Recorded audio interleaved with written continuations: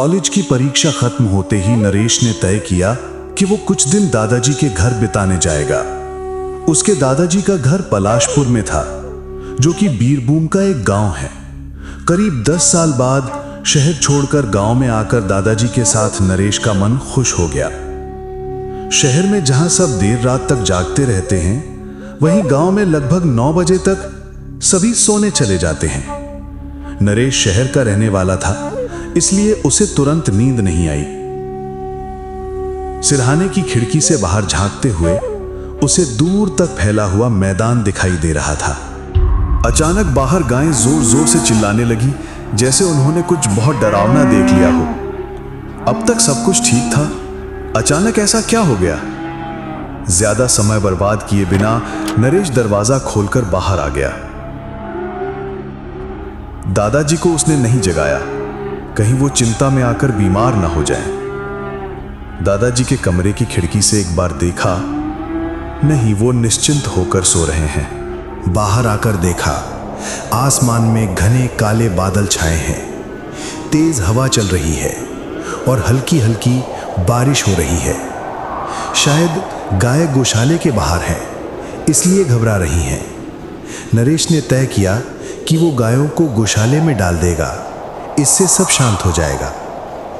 वही सोचकर नरेश एक एक करके गायों को गौशाले में ले जाने लगा, लेकिन गायें अंदर जाने के लिए तैयार ही नहीं हो रही थीं। वे और जोर से चिल्लाने लगी।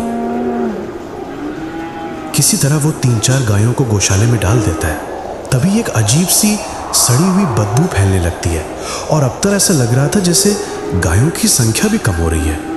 नरेश गौशाले के पीछे जाकर जो दृश्य देखता है, उससे उसका शरीर डर और घबराहट से कांप उठता है। वो देखता है कि एक गाय का कंकाल बिखरा पड़ा है, चारों ओर अधखाया मांस फैला हुआ है। गाय अब भी कभी कभार हिल रही थी, जैसे किसी ने उसे जिंदा ही नोच कर खा लिया हो।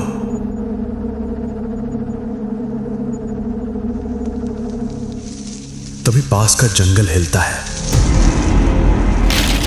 नरेश वहां एक पल भी नहीं रुकता और घर की ओर दौड़ पड़ता है।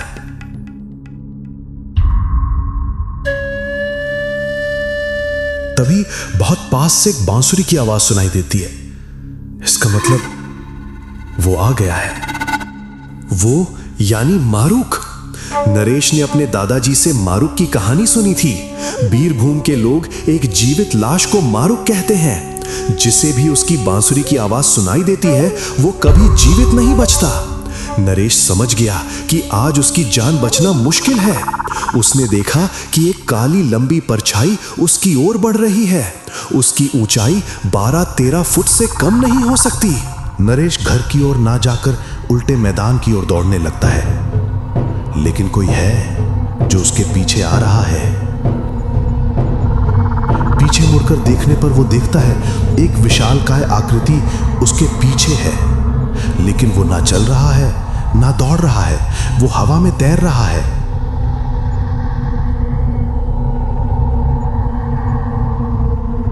कुछ ही देर दौड़ने के बाद वो भयानक आकृति नरेश के सामने आ खड़ी होती है। अब वो साफ देख सकता है। शरीर के कई हिस्सों में मांस नहीं है, हड्डियां झांक रही हैं, कहीं कहीं मांस लटक रहा है।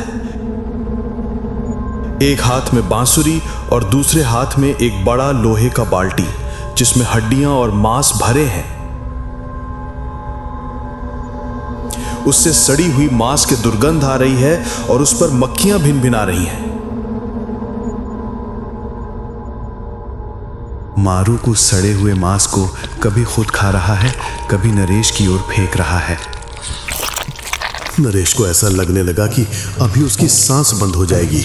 मारूक जोर जोर से हंसते हुए उसकी ओर बढ़ने लगा।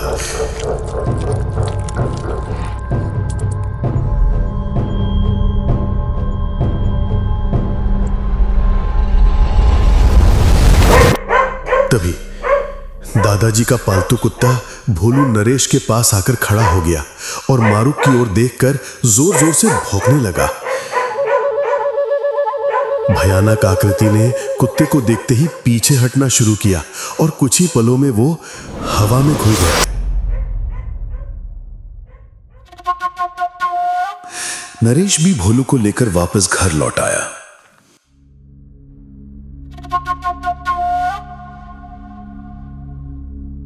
उस रात उसने कई बार सोने की कोशिश की, लेकिन एक पल के लिए भी नींद नहीं आई।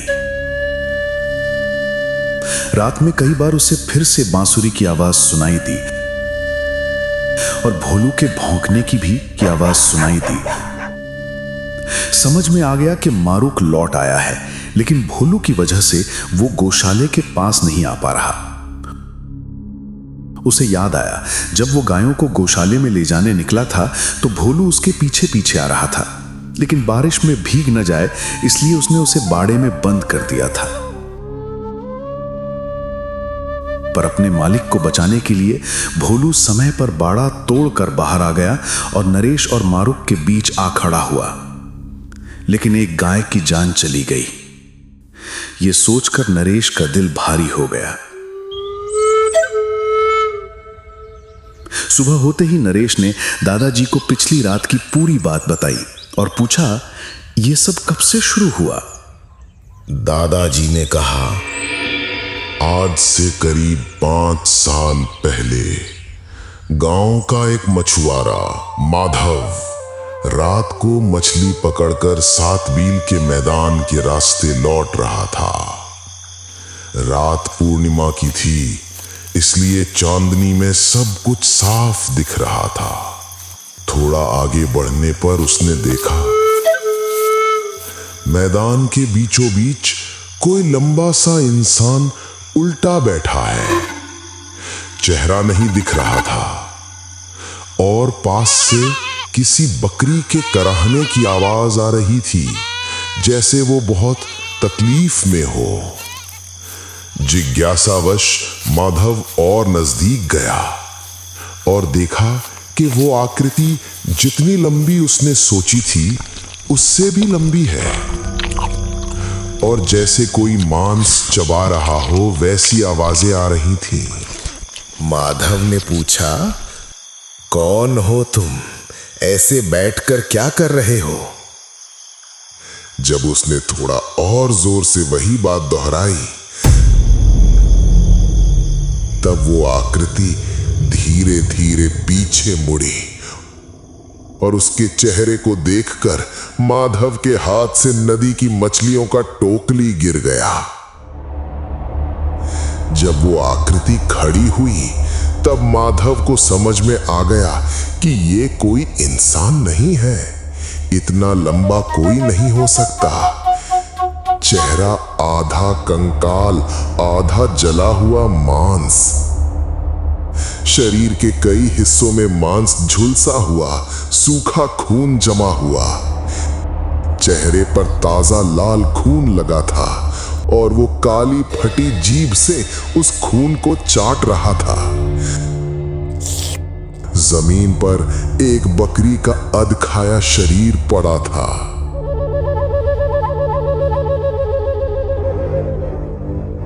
मारूक ने माधव की ओर देखा और डर के मारे माधव के गले से आवाज तक नहीं निकली। उसके कुछ करने से पहले ही वो भयानक आकृति उसके पास आई और अपनी लंबी बांह से उसका गला मरोड़ दिया।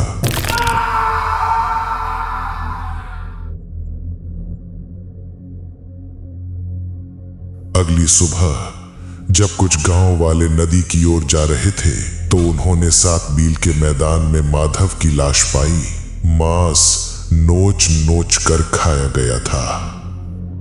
इसके बाद से ही गांव में कई लोगों ने रात में मारूक को देखा। जो भी अकेला मिला मारा गया। हर बार उसकी बांसुरी की आवाज और सड़े मांस की दुर्गंध आती है जब वो आता है। नरेश समझ गया कि उसका सौभाग्य था कि भोलू समय पर आ गया, नहीं तो अकेले बच पाना नामुमकिन था। दोपहर होते होते गांव वालों से नरेश को मारूक की असली कहानी पता चलती है। कई साल पहले गांव में एक 13-14 साल का लड़का रहता था। नाम था तापस। वो अपने दादू, माँ और पिता के साथ रहता था। जैसे जैसे उसकी उम्र बढ़ती गई वो जिद्दी और गुस्सैल होता गया, लेकिन एक बात में वो बहुत अच्छा था, बांसुरी बजाना। हमेशा उसकी कमर में एक बांसुरी बंधी होती। एक रात उसे अचानक नदी की बॉयल मछली खाने की इच्छा हुई। माँ दादी ने कहा कि सुबह ला देंगे, लेकिन वो जिद करने लगा, अभी चाहिए। पिता उसकी जिद टाल नहीं पाए और मछली पकड़ने के लिए जाल और बाल्टी लेकर निकल पड़े।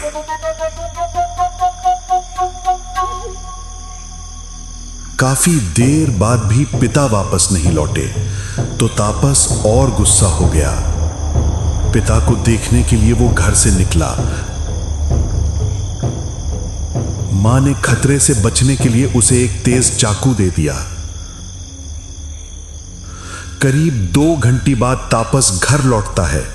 पूरे शरीर पर ताजा खून लगा है। हाथ में वही बाल्टी है जिसमें अब हड्डियां और मांस भरे हैं। मां और दादू बार बार पूछते हैं, पिता कहां है? ये खून कहां से आया?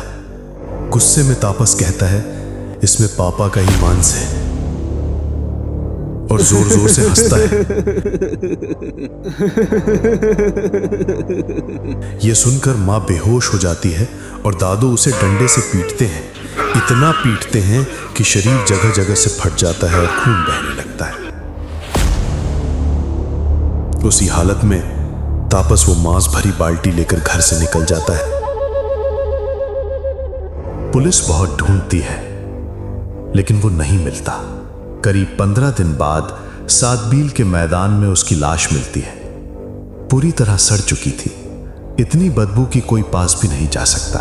तब से तापस एक जीवित लाश, मारुक बनकर रात को गांव में भटकता है। किसी को तकलीफ देकर मारना ही उसकी तृप्ति है। जीवित रहते हुए भी तापस कुत्तों से बहुत डरता था, इसलिए आज भी वो कुत्तों को देखकर डरकर भाग जाता है। इसीलिए गांव में हर घर में कुत्ते हैं, ताकि अपने और अपने जानवरों को बचा सके। फिर भी अगर कोई अकेला हुआ तो खतरा है, क्योंकि मारूक आसपास ही है।